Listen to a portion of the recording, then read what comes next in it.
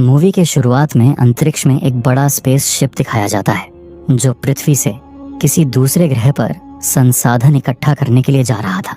Ship के अंदर सारे एस्ट्रोनॉट्स यात्री अपने हाइबरनेशन पॉड्स में सो रहे थे।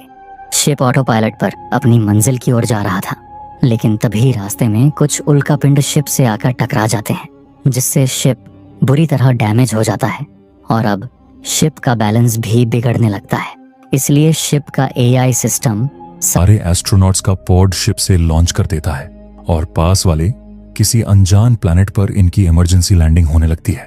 उसी एक पॉड में हम एंडी नामक आदमी को देखते हैं, जो इस हादसे से नींद से जाग जाता है, लेकिन वो घबरा जाता है क्योंकि उसे कुछ पता ही नहीं था कि हुआ क्या है। वो कुछ समझ पाता कि तभी पॉड के रोबोटिक आर्म्स उसे स्पेस सूट पहनाते हैं और लैंडिंग के लिए उसे तैयार करते हैं। एंडी जब बाहर की ओर देखता है तो उसे अपनी तरह कई सारे पॉड्स दिखते हैं, जिससे एंडी परिस्थिति को समझ जाता है। इन लोगों के पॉड्स तेजी से उस अनजान प्लैनेट की ओर बढ़ रहे थे, लेकिन इनके पॉड्स की स्पीड इतनी थी कि उनमें आग लग जाती है। पर एंडी का पॉड किसी तरह से सरवाइव कर जाता है और उस प्लैनेट की ओर जाने लगता है, लेकिन एंडी का पॉड जाकर सीधा एक पहाड़ी से टकराता है, जिससे इनकी क्रैश लैंडिंग होती है और एंडी बेहोश हो जाता है। लेकिन एंडी अभी भी सही सलामत था। उसे जब होश आता है तो वो देखता है कि उसके आसपास कोई दूसरा पॉड नहीं है, जिससे एंडी को घबराहट होने लगती है। तभी उसके सूट का एआई, जिसका नाम लियोनार्ड होता है, वो एंडी को पॉड से बाहर निकलने को कहता है, क्योंकि क्रैश लैंडिंग से इनके पॉड में खराबी आ गई थी। एंडी बाहर निकलने के लिए पॉड का गेट खोलने लगता है, लेकिन किसी वजह से पॉड का गेट लॉक हो गया था, जो एंडी के कई कोशिश करने के बाद भी नहीं खुलता। इसलिए एंडी पॉड का कांच तोड़ने की कोशिश करता है, लेकिन वो कांच बहुत मजबूत थी, उसे तोड़ना बहुत मुश्किल था। तभी एंडी अपने इमरजेंसी किट को चेक करता है ताकि वो किसी चीज की मदद ले सके, लेकिन एंडी देखता है कि उसके किट में कई टूल्स और फ्लेयर गन्स भी मिसिंग। क्योंकि एंडी एक मामूली इंजीनियर था, इसलिए उसे वो स्पेशलिटी नहीं दी गई थी जो बाकी लोगों को थी। जिसके बाद एंडी फायर एक्सटिंग्विशर से उस कांच को तोड़ देता है और पॉड से बाहर निकलने लगता है, लेकिन तभी वो पॉड एक तरफ पलट जाता है। इसीलिए एंडी डरकर वापस पॉड में आ जाता है, लेकिन उस दौरान उसका सूट कांच में फंसकर फट जाता है, जिससे सूट में मौजूद ऑक्सीजन तेजी से लीक होने लगती है। लेनर्ड तुरंत एंडी को चेतावनी देता है। एंडी जल्दी से सूट की फटी जगह पर रिपेयरिंग स्प्रे करता है, जो सूट को बाहर से पूरा सील कर देता है। जिसके बाद एंडी बड़ी मुश्किलों से उस पॉड से बाहर निकलता है और मदद की आस में अपनी नजर इधर उधर घुमाता है, लेकिन दूर दूर तक कोई नहीं था। तभी एंडी को आसमान में उनका डैमेज शिप दिखता है, जो आकर सीधा इस प्लैनेट पर क्रैश होता है। फिर एंडी लेनर्ड से पूछता है कि हम कहां और किस प्लैनेट पर हैं। तब लेनर्ड उसे बताता है कि यह एक अनजान प्लैनेट है, इसकी कोई भी जानकारी इंसानों के पास नहीं है। ये सुनकर एंडी और परेशान हो जाता है, पर एंडी की नजर दूर किसी चमकते हुई चीज पर जाती है, इसलिए एंडी वहां जाने का फैसला करता है। कुछ आगे जाकर एंडी को रास्ते में अपने शिप का जलता हुआ मलबा मिलता है और वहीं पर उसे एक पॉड भी दिखता है, लेकिन उसमें कोई नहीं था। एंडी उस पॉड से अपने आगे के सफर के लिए ऑक्सीजन टैंक निकालने लगता है, पर उसी दौरान अचानक एंडी के सामने लाश आती है, जिसे देखकर एंडी काफी डर जाता है। लेकिन एंडी ने पॉड से वो ऑक्सीजन टैंक निकाल लिया था, पर एंडी देखता है कि वो ऑक्सीजन टैंक एक साइड से, जिससे सारी ऑक्सीजन निकल गई थी। इसलिए एंडी उदास होकर वापस उस चमकती हुई चीज की ओर निकल जाता है। पर एंडी एक चीज को नोटिस नहीं करता कि उस पॉड पर किसी नाखून के निशान थे। जिसके बाद एंडी तूफान से बचते हुए आखिरकार उस चमकती हुई चीज तक पहुंच जाता है, जिसे देखकर एंडी बहुत खुश होता है, क्योंकि वो दरअसल लाइट्स थी, जिसे ड्वेन नामक एस्ट्रोनॉट ने लगाई थी। ड्वेन भी अपने सामने किसी को जिंदा देख खुश होता है। ड्वेन ने कई सारे उपकरण जमा किए थे, जिनकी मदद से वो धरती पर मैसेज भेज रहा था। ड्वेन कहता है कि मुझे पहले ही शक था कि ऐसा कुछ होने वाला है, क्योंकि कंपनी ने अपने पैसे बचाने के लिए शॉर्टकट रास्ते से इन्हें भेजा था, यह पता होकर भी कि इस रास्ते में उल्कापिंड की संख्या ज्यादा है और वो शिप से टकरा सकते हैं। जिस पर एंडी कहता है कि फिर हम अब क्या करें। ड्वेन कहता है, इंतजार के सिवा हमारे पास कोई रास्ता नहीं है, क्योंकि हम अभी धरती से बहुत दूर हैं। जिस वजह से हमारा मैसेज धरती पर जाने में कम से कम 8 महीने लगेंगे। और अगर उन्होंने सबसे तेज शिप हमारे लिए भेजी तब भी उन्हें यहाँ आने में 1.5 से 2 साल लगेंगे। पर एंडी का कहना था कि हम इतने साल इस प्लैनेट पर बिना खाए पिए कैसे जिंदा रहेंगे, जिस पर ड्वेन कहता है कि अगर हमें जिंदा रहना है तो हमें सरवाइव करना होगा, चाहे हमें प्यास बुझाने के लिए यूरिन पीना पड़े, नहीं तो मरे हुए लोगों का मांस खाना पड़े। शिप में हमें ऐसी कई चीजें मिलेंगी जिससे हम आसानी से सरवाइव कर सकेंगे। पर एंडी ये सब सोचकर ही परेशान हो जाता है। तब ड्वेन उसे मोटिवेट करता है, जिससे एंडी में भी हिम्मत आती है। पर तभी एंडी के पैर से लाइट्स का कनेक्शन निकल जाता है, जिसे एंडी ठीक ही कर रहा था कि तभी पीछे से कोई चीज आकर ड्वेन को ले जाती है और एंडी को पता भी नहीं चलता। बेचारा ड्वेन सर्वाइव करने की पूरी प्लानिंग करके बैठा था। एंडी जब पीछे मुड़ता है तो उसे ड्वेन कहीं भी नहीं दिखता। एंडी को लगता है कि ड्वेन कहीं पास में चला गया होगा। एंडी देखता है कि धरती पर भेजने के लिए मैसेज तैयार हो गया था, इसलिए एंडी बिना वक्त गवाए मैसेज भेज देता है। तभी लियोनार्ड उसे वार्न करता है कि उसकी ऑक्सीजन लो है, उसे जल्द ही ऑक्सीजन का इंतजाम करना होगा। इसलिए एंडी शिप पर जाने के बारे में सोचता है, क्योंकि ड्वेन ने उसे बताया था कि शिप पर सरवाइव करने के लिए कई चीजें हैं और शायद उसे वहां ऑक्सीजन टैंक भी मिले। एंडी काफी देर से ड्वेन का इंतजार कर रहा था, लेकिन उसे ऑक्सीजन की अर्जेंट जरूरत थी, इसलिए एंडी शिप की ओर निकल पड़ता है। जाते जाते एंडी ड्वेन की फ्लेयर गन भी अपने साथ ले लेता है। रास्ते में जाते हुए एंडी बचे हुए लोगों से संपर्क करने की कोशिश करता है, लेकिन उसका कांटेक्ट किसी से भी नहीं होता। इसलिए एंडी फ्रस्ट्रेशन में चिल्लाने लगता है। तभी उसे किसी की आवाज आती है। उसका कांटेक्ट एक नाओमी नामक लड़की से हुआ था। नाओमी उसे कहती है कि मुझे मदद की जरूरत है, मेरा पैर बुरी तरह पॉड में फंसा हुआ है, जिस वजह से वह पॉड के अंदर ही फंसी थी। नाओमी कहती है कि मैं बिना किसी मदद के यहां से नहीं निकल पाऊंगी, प्लीज यहां आकर मेरी मदद करो, जिसके लिए एंडी तैयार होता है। लेकिन जब नाओमी अपनी लोकेशन भेजती है तो लियोनार्ड एंडी को वहां जाने से मना करता है, क्योंकि एंडी की ऑक्सीजन अब बहुत लो हो गई थी। इतनी ऑक्सीजन में नाओमी तक जाना मुश्किल था। लियोनार्ड एंडी से कहता है कि तुम्हें अपनी जान बचाने के लिए पहले शिप पर जाना चाहिए। एंडी नाओमी से माफी मांगते हुए कहता है कि मेरे पास ऑक्सीजन बहुत कम है, तुम्हें तो मैं बचा लूंगा लेकिन मैं खुद मर जाऊंगा। जिस पर नाओमी उसे बचाने के लिए एंडी से रिक्वेस्ट करती है। नाओमी कहती है कि मेरे पास एस्ट्रो ऑक्सीजन टैंक है जिससे तुम बच सकते हो। इसलिए एंडी नाओमी की बात मान जाता है और उसकी लोकेशन की तरफ बढ़ने लगता है, जहां अब रात हो गई थी। और एंडी नाओमी से बात करते हुए आगे बढ़ रहा था, लेकिन अचानक एंडी को महसूस होता है कि जैसे कोई उसके आसपास हो। एंडी तुरंत लियोनार्ड को स्कैनिंग करके चेक करने को कहता है, लेकिन लियोनार्ड के पास यह फीचर नहीं था, जिस पर नाओमी कहती है कि यह एआई बहुत पुराना है, कंपनी ने पैसे बचाने के लिए एआई भी पुराना दिया हुआ है।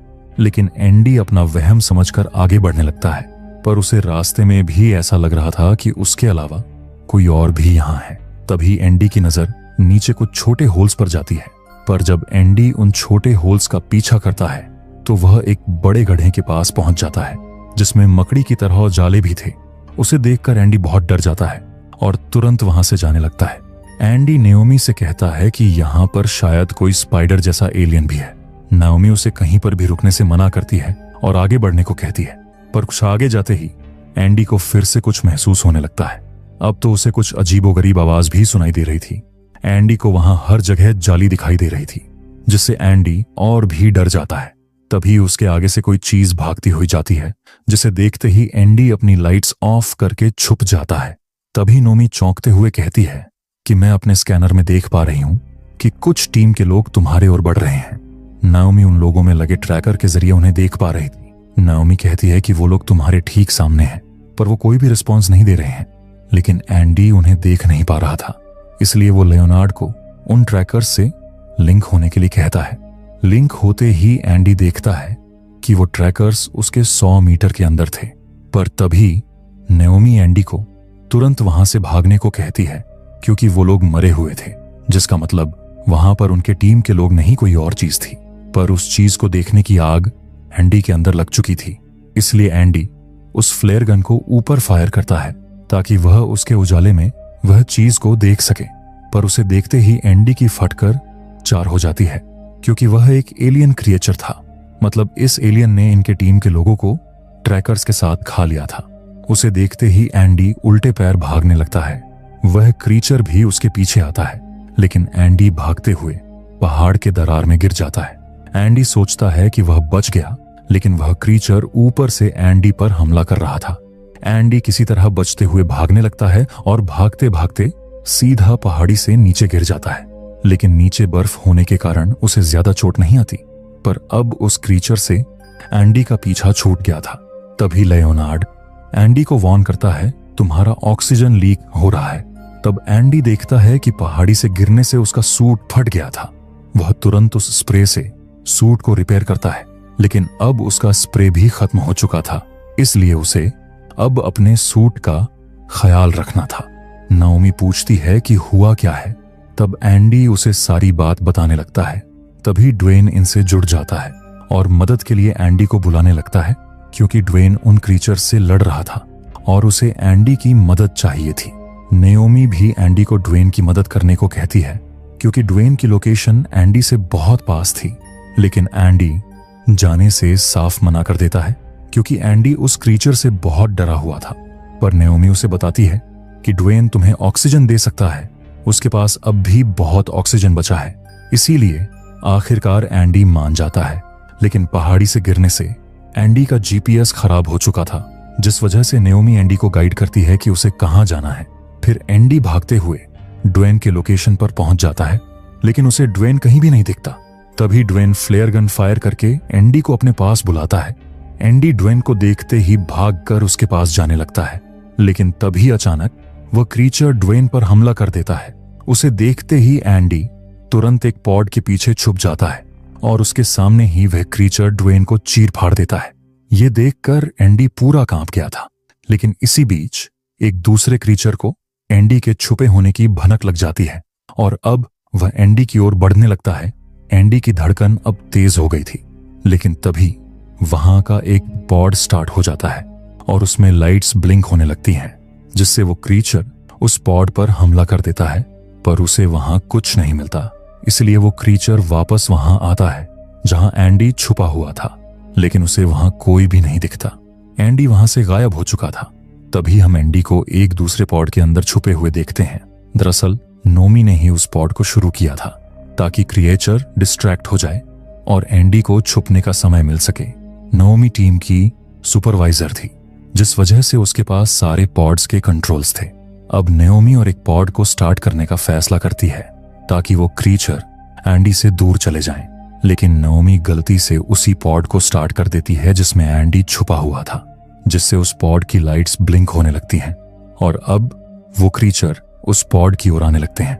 उस पॉड में एक लाश भी थी जो बड़ी प्यार से एंडी को देख रही थी, पर उसे देखकर एंडी की ओर फट जाती है। बेचारा एंडी स्थिति को बताते हुए नाओमी को पॉड ऑफ करने के लिए कहता है, लेकिन किसी वजह से पॉड ऑफ नहीं हो रहा था। जहां एंडी अब सोच चुका था कि उसकी मौत निश्चित है, लेकिन तभी नाओमी वहां पर मौजूद सारे पॉड्स को ऑन कर देती है, जिससे वो क्रीचर कंफ्यूज हो जाते हैं और सारे पॉड्स पर हमला करने लगते हैं। इसी बात का फायदा उठाकर एंडी अपनी पूरी ताकत लगाकर भागने लगता है, पर तब भी वो क्रीचर एंडी को देख ही लेते हैं और उसका पीछा करने लगते हैं। जहां एंडी भागते हुए एक जगह पर गिर जाता है और अब उसके बचने का कोई रास्ता नहीं था। पर वो क्रीचर एक कदम भी आगे नहीं बढ़ाते और वहीं से वापस चले जाते हैं। एंडी को ये कुछ अजीब लगता है, पर तभी वो नोटिस करता है कि वो भागकर किसी फॉग वाले एरिया में आ चुका था। तभी उसे जुगनू दिखाई पड़ते हैं, जो बहुत सुंदर थे, जिन्हें देखकर एंडी को बहुत अच्छा लगता है। पर तभी वो सुंदर जुगनू लाल हो जाते हैं और एंडी पर हमला करने लगते हैं। एंडी किसी तरह उनसे पीछा छुड़ाता है और आगे की ओर बढ़ने लगता है, जहां नाओमी कहती है कि इन्हीं जुगनुओं से वो क्रीचर डरते होंगे, जिस वजह से वो भाग गए। लेकिन तभी एंडी को किसी के गुर्राने की आवाज आने लगती है। एंडी कहता है कि वो जुगनुओं से नहीं, किसी दूसरी चीज से डर कर भागे हैं। जरूर यहां पर कुछ भयानक है, और एंडी का यह अनुमान बिल्कुल सही था। अचानक जमीन के अंदर से एक क्रीचर मुंह खोलता है और एंडी को निगलने लगता है। उस क्रीचर ने एंडी को इस तरह से जकड़ा था कि एंडी हिल भी नहीं पा रहा था। नोमी को समझ नहीं आ रहा था कि एंडी के साथ हो क्या रहा है, और देखते ही देखते वो क्रीचर एंडी को पूरा निगल जाता है। एंडी अब उस क्रीचर के मुंह में था। एंडी इतना पैनिक हो जाता है कि उसे हार्ट अटैक आने लगता है। इसलिए लेयोनार्ड उसे इलेक्ट्रिक शॉक देता है, लेकिन उस शॉक का झटका उस क्रीचर को भी लगता है। वो शॉक इतना पावरफुल था कि वो क्रीचर एंडी को अपने मुंह से उगल देता है। एंडी को यकीन नहीं होता कि वो मौत को छूकर वापस आ गया। एंडी उस क्रीचर से बचने के लिए एक केव में घुस जाता है, लेकिन वो केव उन्हीं जुगनुओं की थी जो एंडी को देखते ही लाल हो जाती हैं और उस पर अटैक करने लगती हैं। उनसे बचकर एंडी किसी तरह रेंगते हुए केव की दूसरी साइड से निकल जाता है और उस फॉग वाली जगह से छुटकारा पाता है। तभी लेयोनार्ड उसे बताता है कि तुम्हारे पास सिर्फ 3% ऑक्सीजन बची हुई है। इतनी कम ऑक्सीजन में तुम नाओमी तक नहीं पहुंच पाओगे। शिप तुम्हारे लोकेशन से पास है, तुम्हें शिप की तरफ जाना चाहिए। नाओमी भी एंडी को शिप पर जाने के लिए कहती है, लेकिन एंडी पहले नाओमी को बचाने का फैसला करता है क्योंकि वो क्रीचर्स पॉड्स पर अटैक कर रहे थे, जिससे नाओमी की जान को खतरा था। इसलिए एंडी भागते हुए नाओमी की तरफ जाने लगता है, जहां अब उसकी सारी ऑक्सीजन खत्म हो चुकी थी। पर वो खुद को संभालते हुए आगे बढ़ता है और आखिरकार नाओमी तक पहुंच जाता है। पर अब एंडी को सांस लेने में बहुत दिक्कत आ रही थी, लेकिन नाओमी जल्दी से पॉड का दरवाजा खोलकर उसे नया ऑक्सीजन टैंक देती है और तब जाकर कहीं एंडी को राहत मिलती है। जिसके बाद एंडी नाओमी का फंसा हुआ पैर निकालने लगता है, पर उसका पैर इस कदर फंसा हुआ था कि जो हिलने का नाम ही नहीं लेता। कई कोशिशों के बाद भी एंडी जब पैर नहीं निकाल पाता, तब वो नाओमी की इमरजेंसी किट चेक करता है तो उसमें सारे टूल्स थे जो उसके किट में नहीं दिए गए थे। एंडी उसमें से एक टूल लेता है और उसकी मदद से नाओमी के फंसे पैर को निकाल देता है। फिर यह दोनों पॉड से बाहर निकलते हैं, जहां एंडी पॉड से फ्लेयर गन और जरूरत की चीजें अपने साथ ले लेता है। लेकिन नाओमी का पैर घंटों तक फंसे होने के कारण उसके पैर में दर्द हो रहा था, जिससे उसे चलने में तकलीफ हो रही थी। इसलिए एंडी उसके पैर पर एक रॉड बांध देता है ताकि उसके पैर को सपोर्ट मिले। नाओमी जान बचाने के लिए एंडी का शुक्रिया अदा करती है। तभी इन दोनों की नजर उन क्रीचर्स पर जाती है जिन्होंने इन दोनों को चारों तरफ से घेर लिया था। इसलिए ये दोनों तेजी से शिप की ओर भागने लगते हैं। वो क्रीचर भी हाथ धोकर इनके पीछे पड़ जाते हैं, पर नाओमी पैर के दर्द से ज्यादा भाग नहीं पा रही थी। इसलिए वो अपने एआई को उसके अंदर दवाई इंजेक्ट करने के लिए कहती है ताकि उसे दर्द महसूस ना हो और वो तेजी से भाग पाए। जहां भागते हुए ये लोग शिप तक पहुंच जाते हैं, लेकिन तभी नाओमी अनबैलेंस्ड होकर नीचे गिर जाती है। एंडी उसे संभाल लेता है और वो दोनों फिर से भागने लगते हैं। पर इतने वक्त में वो क्रीचर्स इनके बहुत पास आ गए थे। उनसे बचने के लिए ये दोनों शिप के मलबे में भागने लगते हैं, लेकिन एक जगह आकर ये दोनों अटक जाते हैं और अब वो क्रीचर्स भी इन्हें घेर लेते हैं। नाओमी उन्हें डराने के लिए फ्लेयर गन चलाती है, जिससे वो क्रीचर घबराता तो नहीं, लेकिन वो उस रोशनी के पीछे भागने लगता है। इसे देख नाओमी को एक आइडिया आता है। वो बाकी क्रीचर्स को भी इसी तरह डिस्ट्रैक्ट करती है और मौका देखकर भागते हुए शिप के अंदर आ जाते हैं। लेकिन तब तक उन क्रीचर्स को पता चल जाता है कि उनका बुरी तरह काटा गया है। इसलिए सारे क्रीचर्स अब फिर से इनकी ओर बढ़ने लगते हैं। वही ये लोग शिप के अंदर तो आ गए थे, लेकिन नाओमी को शिप का गेट बंद करने में काफी वक्त लग रहा था। इसलिए एंडी को अब टेंशन आ जाता है और देखते ही देखते उन क्रीचर्स का ग्रुप इन पर हमला कर देता है। लेकिन नाओमी वक्त पर गेट बंद कर देती है, जहां उस गेट के बीच आकर एक क्रीचर मारा जाता है। उसकी मौत से एंडी ऐसा रिएक्ट करता है कि मानो उसे सुकून मिल गया हो। जिसके बाद ये दोनों शिप के अंदर जाने लगते हैं, जहां क्रैश होने के कारण शिप बहुत डैमेज हो गया था। ये लोग देखते हैं कि शिप की लाइट्स चालू थी, जिसका मतलब बैकअप जनरेटर काम कर रहा था। ये लोग जाकर कार्गो होल्ड को चेक करते हैं, जिसमें ऑक्सीजन का स्टॉक इतना था कि वो 10 साल तक यहां रह सकते थे और शिप का एटमॉस्फेयर भी स्टेबल था। मतलब ये लोग बिना हेलमेट के भी यहां सांस ले सकते थे, जिसे देख ये लोग बहुत खुश होते हैं। लेकिन तभी इन्हें नीचे खून के निशान दिखते हैं। ऐसा लग रहा था कि कोई लाश घसीट कर वहां से ले गया हो। ये लोग हिम्मत करते हुए उस निशान के पीछे जाते हैं। वहां जाकर इन्हें इंसानी टुकड़े और जाली दिखती है। ये लोग समझ जाते हैं कि कुछ गड़बड़ है और तभी वहां एक क्रीचर आ जाता है, जिसे देखते ही ये लोग अपनी लाइट्स ऑफ करते हुए छुप जाते हैं। वो क्रीचर वहां आकर इंसानी हड्डी और हेलमेट को अपने पेट से बाहर निकालता है, लेकिन उसमें एक हेलमेट ड्वेन का था, जिसे देख ये दोनों कांप उठते हैं। जिसके बाद वो क्रीचर वहां से चला जाता है। यह सही मौका समझकर ये लोग वहां से निकलने लगते हैं, पर तभी वहां और एक क्रीचर आ टपकता है, पर वो क्रीचर इन्हें नहीं देखता, इसलिए ये दोनों उल्टे पैर निकलने लगते हैं। पर एंडी की गलती से वहां आवाज हो जाती है और वो क्रीचर इन्हें देख लेता है। पर एंडी नोमी को लेकर पीछे एक एयरलॉक में घुस जाता है और गेट को लॉक कर देता है, लेकिन वो क्रीचर गेट को ही तोड़ने लगता है।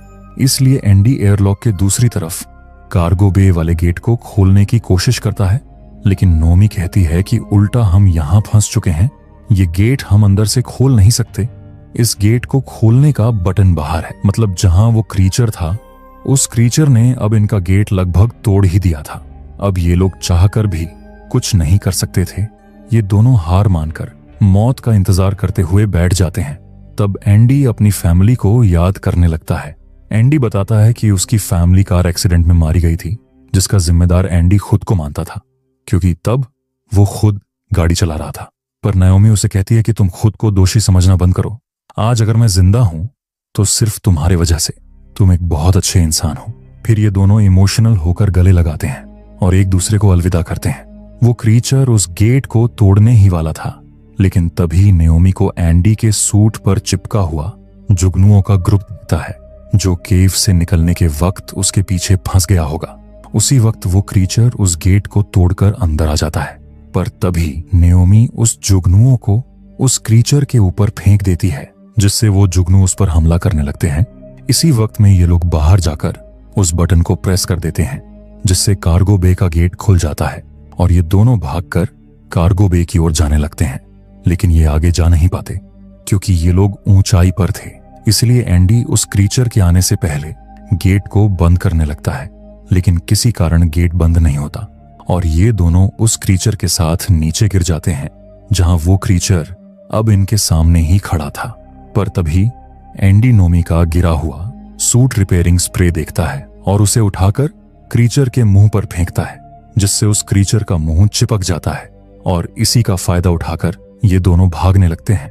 पर वो क्रीचर खुद को संभालकर वापस इनके पीछे आने लगता है, जहां एक जगह आकर ये दोनों गिर जाते हैं। लेकिन एंडी की जान बचाने के लिए नाओमी उस क्रीचर को अपने पीछे लाने लगती है। नाओमी कहती है कि हमें इसे मारना ही होगा। मैं इसका ध्यान भटकाती हूं, तब तक तुम इसे मारने का कोई तरीका ढूंढो। तभी एंडी वहां कुछ पॉड्स को देखता है जो बिल्कुल सही सलामत थे। उन्हें देखकर एंडी को एक आइडिया आता है। वो चढ़कर सबसे टॉप पर लगे हुए पॉड के पास जाता है। दरअसल एंडी पॉड को उस क्रीचर पर क्रैश करके उसे मारना चाहता था। एंडी नाओमी को भी अपना प्लान बताता है, लेकिन वही नाओमी बड़ी मुश्किल से बचते हुए भाग रही थी। इसलिए नाओमी एंडी को कार्गो बे की सारी लाइट्स ऑफ करने को कहती है, क्योंकि वो क्रीचर अंधेरे में ठीक से देख नहीं पाता था। पर तभी एक जगह आकर वो क्रीचर नाओमी पर वार करता है और अब वो क्रीचर उसकी ओर आने लगता है। लेकिन उसी वक्त एंडी सारी लाइट्स को ऑफ कर देता है, जिससे वो क्रीचर ठीक से देख नहीं पाता। पर वो नाओमी की तरफ ही बढ़ रहा था, जिससे नाओमी बहुत डर जाती है।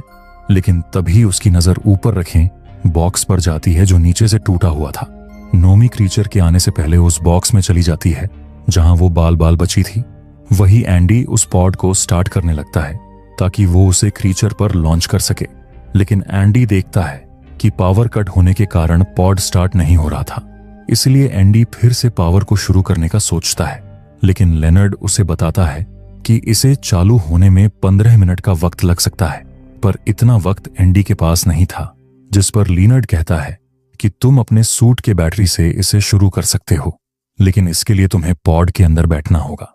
मतलब एंडी को उस पॉड में बैठकर ही उसे क्रीचर पर क्रैश करना होगा, जिसमें उसकी जान भी जा सकती थी। लेकिन वो इसके लिए मान जाता है और पॉड में बैठकर अपना सूट पॉड से कनेक्ट करता है। जहां अब पॉड लॉन्च होने के लिए तैयार था, तभी हम नाओमी को देखते हैं, जो अपने ऊपर लाइट्स को लगाकर उस क्रीचर को अपने पीछे ला रही थी ताकि एंडी उस पर पोड क्रैश कर सके। जहां एंडी सही मौका देखकर अपने पोड को लॉन्च कर देता है। उस वक्त एंडी को वो पल याद आता है जहां कार एक्सीडेंट में उसने अपनी फैमिली को खोया था। फिर हम देखते हैं वो पॉड जाकर सीधा उस क्रीचर पर क्रैश होता है, जिससे वो क्रीचर मारा जाता है और नाओमी दूर जाकर गिरती है लेकिन नेओमी देखती है कि एंडी उस पॉड के अंदर था। नोमी जाकर उसे संभालती है, लेकिन एंडी अब आंखें नहीं खोलता है। नोमी एंडी की मौत पर रोने लगती है, पर तभी एंडी अपनी आंखें खोलता है। दरअसल वो सिर्फ बेहोश हुआ था। उसे जिंदा देख नोमी बहुत खुश होती है, जिसके बाद ये लोग देखते हैं कि अब सुबह हो गई थी।